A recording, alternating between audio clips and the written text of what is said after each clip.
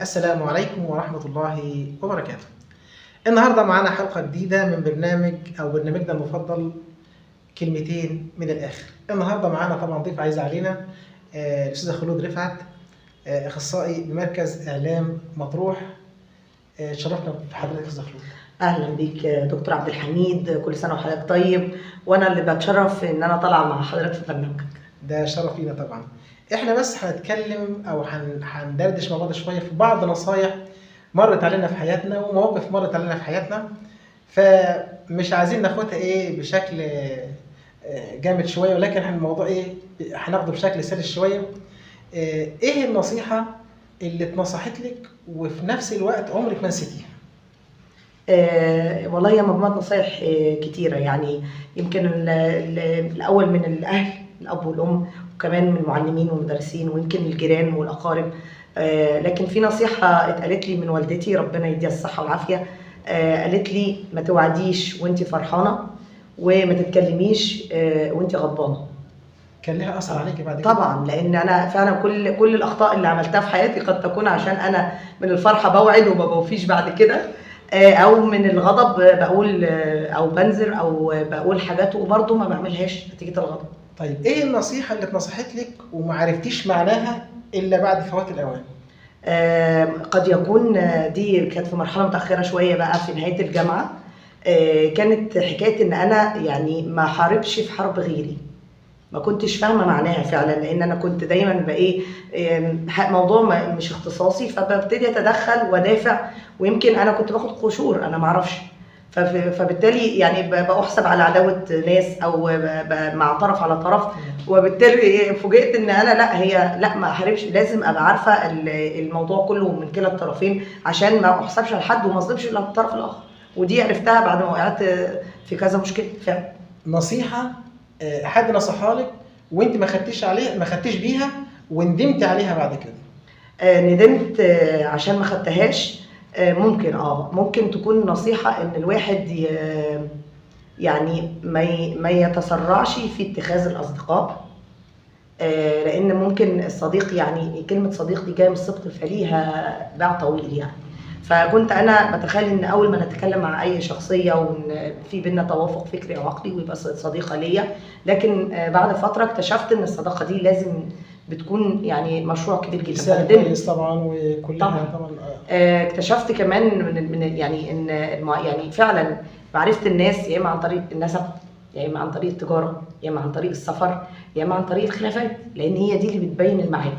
لكن غير الاربعه دول يا دكتور عبد الحميد، انا اكتشفت ان كلها قشور، وانا عمرك حضرتك ما تعرفني الا لما تتخانق معايا او لما تسافر معايا سفر فيه معاملات او تجاره وماليات او تشتغل معايا. فطبعا في حد ذاته ديت لها برضه يعني بيقول لك زي المثل يقول لك انت تعرف فلان، ايوه عشيرته، لا يبقى ما تعرفوش. ففعلا انت شايفه طبعا اليومين دول في اخلاقيات في الشارع بنشوفها تعدت كل الحدود. تمام. ايه النصيحه اللي تنصحيها للشاب الصغير اللي لسه طالع وشايف نفسه، اذا كان ولا شايف نفسه انه بقى راجل وهو لسه صغير، والبنت شايفه انها بتتمرد على اهلها وعلى النصيحه اللي بتاخدها من ابوها وامها؟ انت شايفه الشكل ده احنا وجهه نظرك ننصحهم بيه؟ لو هنصحهم في كلمتين اقول له الولد الاول، اقول له دوق الكلام قبل ما تطلعه من بقك، دوقه وخلي ودانك تسمعه قبل ما تسمعه لغيرك. لان انا بشوف بالذات الاولاد، ربنا يبارك فيهم طبعا، هو يعني جيل فيه مميزات وفيه عيوب زي اي جيل، ولكن بشوف طريقه تعامل الولد مع الاب والام وخصوصا الام انه بيتكلم معاه بطريقه مش تمام. انا شفت الكلام ده في المواصلات وفي التليفونات، بيبقى بيكلم والدته بطريقه مش كويسه في بعض المواقف. فلا يعني معلش، والدتك او والدك دول بعد الله عز وجل على طول، فانت دوق الكلمه وشوف وقعها عامل ازاي. وبالنسبه للبنات؟ بالنسبه للبنت اقول لها اخلاقك هو ده تاجك مش هيتغير. البنت لازم مهما كان الحياء، مهما كانت انت بتشتغلي، انت بتروحي مدرستك، انت بتتدربي، حلو الاختلاط وحلو التعارف، لكن الحياء في البنت انها بتلبس تاج الحياء وده بيترتب عليه خطوط كتيره جدا تحت طبعا منه. الحياء في البنت، يعني مش معنى ان انا واقفه بغني ان انا ما عنديش حياء، مش واقفه ان انا مدرسه في فصل ما عنديش حياء، مش معنى ان انا بناقش مدرس بتاعي اني ما عنديش حياء. البنت عنوان للحياء. موقف حصل في حياتك ما تنسيهوش؟ موقف، في حاجات كتيره ما انساهاش. يعني مثلا هقول لحضرتك، ممكن يكون طفل صغير اثر فيا في موقف ما وعلمني كلمه من الكلمات انا عايزه اقولها لك. انا كنت في ندوه وبتكلم عن النظافه، وبعدين وانا بتكلم فبقول المفروض في البيت يعني ما تبقاش ترمي هدومك الكذا، فقال لي ما اسمهاش كده، وراح معدل لي اللفظ قال لي اسمها متوسخ بدل الكلمه الشائعه اللي شبهها. فانا رحت واقفه ولقيت كلمه متوسخه الطف وجميله وما بتتحملش. فشكرت الولد ده اللي في ابتدائي اللي والدته او والده علمه انتقاء الالفاظ، وبقيت سنه بس وعلمني، وبقيت في كل مكان بقول المتوسخ. فانا ما انساش الموقف اللي علمهوني ولد من دور اولادي. ماذا يحدث في غياب الحكمه؟ لا، يحدث حاجات كتيره جدا، لان اولا ربنا من اسمائه الحسنى الحكيم، ومن ضمن ايات الله عز وجل ومن اوتي الحكمه فقد اوتي خيرا كثيرا. فالبني ادم لو ما كانش حكيم تحصل فوضى. انت ممكن تبقى ثاير وبعدين واخد الموضوع على اعصابك، وبعدين تقابل حد حكيم اما يسمع منك يبتدي بدل ما كنت انت في قمه الثوره ممكن تروح تعتذر للشخص اللي كان عامل فيك الثوره دي. فالحكمه هي ميزان الحياه، وهي الرابط او اللجام. انا بتخيل لو انا الانفعالات هي حصان، فالحكمه هي اللجام اللي بتربط هذا الحصان. هل صادفك موقف كان فيه يعني موقف حكيم او كلمه حكيمه اتقالت في موقف معين انت استفدتي منها؟ طبعا كتير جدا، خصوصا اثناء الغضب. يعني دايما اثناء الغضب احنا فعلا بنقول كلام لا نعرف عواقب، ولكن مجرد ان بيدخل حد حكيم بيقول كلمه بالظبط كده، ما يمكن كذا. كلمه يمكن دي اللي هي الاعذار اللي احنا ساعات ما بنلتمسهاش لبعض، بتغير مسار الحياه. يعني الواحد ممكن يبقى داخل في حاجه يقول هي قصده ما تكلمنيش، هي كاتبه الجملتين دول على الفيس عشاني انا متاكد، وبعدين تطلع سبحان الله هو شيطان او اللي هو قدرا او صدفه ما. الكلام ده مش كده. فلما تتقابل حد حكيم يقول لك طب ما تتكلم معاه، ما يمكن الموضوع غير كده. ما ممكن ما اقصدش. ايوه، فكلمه ممكن دي او يمكن برضه هقول لك على حاجه، انت خدتها على نفسك ليه؟ تمام. هو ساعات بيبقى الموقف بقى يا دكتور عبد الحميد بيبقى ايه فعلا، يعني حاصل موقف ما في العمل في الاقارب يبقى هو قصيد. فروحت البيت بفتح الفيس لقيته كاتب بس هو قصدني. وهي طبعا دي من الابواب اللي انا يعني انا تعرضت لهذا الموقف كثيرا مع الزملاء. دي شفتي كاتبه ايه، شفتي كاتب ايه، ده انا عملت له بلوك. والله ما اقصد. وهي اصلا ممكن بقى لما تقعد مع شخص تاني يقول لك والله أنا يعني بالعكس ده عجبتني الحكمه فنزلتها، او انا ما اقصدش الموقف ده، او فطبعا بيحصل بلبله. فالحكيم هنا كلمه يمكن دي اللي يعني بتمس القلب وبتفكرنا ان احنا نلتمس لاخواتنا الاعذار. يعني ما احنا مش جلادين لبعض، احنا في الاخر بشر بنغلط ويعني بنصيب. في ظل المواقف اللي بتحصل في حياتنا، اظرف موقف حصل لك ما تنسهوش كل ما تفتكريه تضحكي؟ طيب انا هقول لك بقى من مواقفي، يعني هو كذا موقف لذيذ يعني في الحياه وفعلا بضحك عليهم لحد النهارده. ربنا رزقني ب5 بنات، كل بنت فيهم وهي صغيره كان ليها لدغه معينه. فبنتي يعني بنت من البنات ما كانتش بتعرف تقول حرف الكاف، كانت بتقوله طبعا. فكانت بتغني وتقول ايه، يعني ماما زمانها جايه وبطه وزه بتقول ايه واك واك واك، فهي بغني معاها، فهي بتغني وانسجام وتقول ايه وات وات وات. وبعدين راحت تقول لي على فكره انا مش هغني معاكي علشان انا ما بعرفش اتكلم وانت بتضحكي على الكلام بتاعي بتضحكي على. فهي كل ما تتكلم اكتر، ولحد دلوقتي ما شاء الله بقى هي كبرت وبقت، بس كل ما افتكر وهي بتقول انا ما بعرفش اتكلم وانت وات وات وات وكده فاضحك طبعا. من ضمن موقف اولادنا بيبقى لها طبعا لذه كبيره جدا، لذه كبيره وجميله. كل بيت فيه كده، ده انا عندي مواهب. لا ده انا يعني هو كل واحده كده كان ليها. في بنوته تانية برضو انا كنت بذاكر وهي في ابتدائي، فدايما اقول لها اقول لها اقري الاسئله بتاعت الامتحان كويس، لان ساعات الاجابه بتبقى في نفس الورقه. يعني ممكن السؤال الاولاني يبقى فيه جزئيه هتجاوبي عليها بعد كده، او كلمه انت مش عارفه تتمليها فتلاقيها فتنقليها، فالاجابه في نفس الورقه.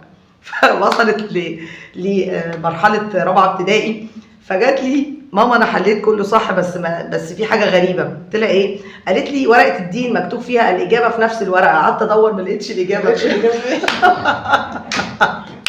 فكانت من المواقف اللي انا قعدت اضحك ان هي فهمت الجمله. هو ده الايه ده، ماما نصيحتها جت منها ان الاجابه في نفس الورقه. فين الاجابه؟ ما لقيتهاش. زي ما في مواقف حلوه في حياتنا، في مواقف بتاثر فينا ما بننساهاش. طبعا في كتير. ما نبقاش بشر يا دكتور عبد الحميد، ما نبقاش بشر. انت تقصد، لو تقصد موقف اثر يعني أنا هقول لك على حاجة. ولا موقف محزن؟ لا، موقف انت بتتاثري بيه او ما بتسمعيه او لانه او بتفتكريه بتتاثري بيه. زي ما في حاجات كويسه جدا حلوه في حياتنا وحاجات احنا بننبسط منها ونضحك لما بنفتكرها، اكيد في مواقف برضو مأثره فيكي. في كتير يا دكتور عبد الحميد. يعني انا هو عفوا لو انت مش حابه تتكلمي عنها، بالعكس. هو عامه لو المواقف المؤثره، فهي يعني مواقف فقد الاشخاص في الحياه هي مواقف مؤثره. ولكن انا هحكي لحضرتك حاجات خلاف الفقد، لان كلنا يعني يمكن نشترك في موضوع الفقد والتاثر بيه. انا اثر فيا شخصيه الاستاذ الله يرحمه مجدي الديب، مدرس اللغه العربيه في المرحله الاعداديه. انا كنت في مدرسه الاعداديه بنات، مطروح الاعداديه بنات، اللي هي دلوقتي اسمها العمده احمد طرام. وانا كنت شويه مش حابه اسم خلود عشان كان غريب ومستغرب من وانا في ابتدائي شويه. وخصوصا هو على حرف الخاء، فكنت بتعرض لبعض التنمر. خلود، ام الخلول، خله، كلام كده. يعني كنت قاعده مره غضبانه، فراح هو قال لي انت يا خلود اسمك موجود في سوره قاف، وخلود ده اسم كويس، وتمر السنين وربنا يرزقك بنتين فيسمي الاولانيه خلود. فمن موقف الله يرحمه، فانا اتبسطت لان شفته بعدها يمكن اكتر من 20 سنه. ولما بتواصل معايا طبعا بفضل التواصل الاجتماعي الله يرحمه بعد ما يتوفى، عرفت ان هو يعني انا كنت يمكن عندي 11 سنه، بس هو فضل فاكر لحد ما ربنا كرمه ببنت وسماها على اسمي. فكانت من المواقف المؤثره. اللي بيرفع قيمه الانسان في الوقت الراهن من وجهه نظري، هل هو النسب ولا المال ولا الاولاد؟ وليه؟ قيمه الانسان نسب ولا مال ولا اولاد؟ النسب ولا المال ولا الاولاد، وليه؟ هو يعني مع احترامي هم كل دول من نعم الحياه، ولكن انا يعني اللي بيرفع قيمه الانسان الاخلاق ولا غير.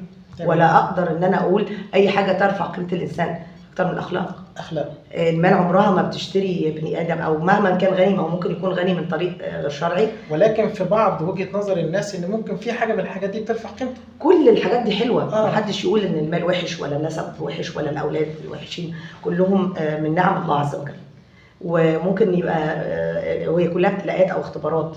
ولكن لو سؤال حضرتك دكتور حميد ايه اللي بيرفع قيمه البني ادم؟ مفيش حاجه بترفع يعني الا الاخلاق. وحتى يعني حتى يوم القيامه، يعني اذكر ان في احاديث بتقول ان مفيش اثقل من حسن الخلق في الميزان. فالاخلاق ثم الاخلاق. ربنا يزيد خلقا يا رب. اللهم امين، يزيدنا جميعا. ايه السؤال اللي انت كنت متوقعه؟ انا ممكن اساله وما سالتوش في الاخر. اللون اللي بتحبيه، سنك كام سنه، الاكله المفضله، ايه اكتر شخصيه اثرت في حياتك؟ حاجات كتيره قوي قوي قوي. طب ناخد اكتر شخصيه اثرت في حياتك من السؤال. اكتر شخصيه اثرت في حياتي على المستوى المنزلي والدتي ووالدي. اكتر اتنين كانوا مثقفين في الدنيا ولحد دلوقتي هم وزراء الثقافه، الله يرحمه والدي ووالدتي. في المدرسه كل مدرسين المدرسه الابتدائيه، اول مدرسه عرفتها في حياتي فجر مصطفى شوقي، مدرسين الاعداديه بنات، مدرسين الثانويه بنات، كليه الاعلام بجميع دكاترتها، دي اكتر شخصيات. في الحياه العامه جميع العلماء والفقهاء اللي انا بشوفهم اثروا في شخصيتي. وسيره الرسول عليه الصلاه والسلام قدوتنا كلنا، لازم يكون اثر. تنصحينا بايه في الاخر؟ نام من غير ما تحمل اي هم وفوضها لله بجد ويقينا وصدقا. طبعا في نهايه طبعا حلقتنا الجميله، انا بعتبرها من الحلقات المميزه جدا. بنشكر طبعا الاستاذه خلود رفعت، اخصائي اعلام بمركز اعلام مطروح وعضو مجلس اداره جمعيه الصداقه المصريه. شكرا جزيلا ليك يا استاذه خلود. شكرا. تحياتي، وفي الاخر بقول لكم كل سنه وانتم طيبين. كل سنه وانتم طيبين. لا تنسوا الاعجاب بالفيديو والاشتراك في القناه.